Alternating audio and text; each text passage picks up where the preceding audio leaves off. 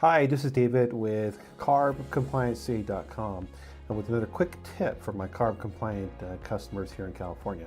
So there are different types of things that can cause problems with testing in a unit, and one of the problems that can happen is if the year model of the engine is entered incorrectly, that could cause a problem with the testing of the truck. So if the year model of the engine is inadvertently entered maybe as the same year as the vehicle, that could also kind of create problems.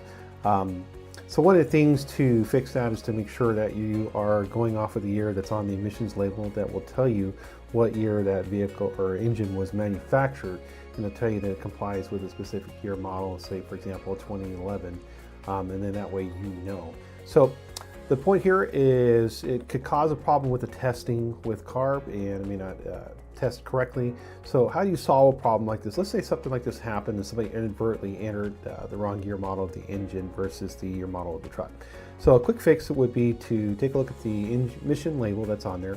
On the emission label, it'll tell you if the vehicle engine itself, when it was manufactured, and what year it complies with. So let's say, for example, I say 2011, manufactured in such and such date, 2011. Okay, that's the year that you want to go off of.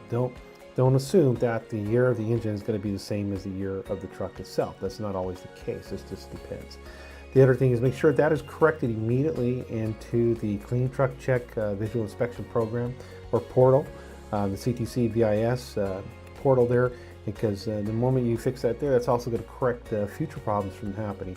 Also notify CARB through their email, and then let them know so that they can also fix it on their end. You know, as long as it's not something that's done intentionally, it's not going to be an issue, and it's not done over and over. Just make sure the moment you identify this type of issue that you address it right away, fix it, and take care of it. If you have a fleet of trucks and maybe somebody who's doing it was not checking the engine model, maybe because the trucks were in service or something else is going on and they were just going off of the year of the truck, I caution you just to make sure, especially if those trucks are closer to a non-OBD test, which would be the opacity testing and visual inspection. Those are different, so make sure those are done correctly, and just check the emissions label, and then create in your spreadsheet that you have a separate section for your model of that truck.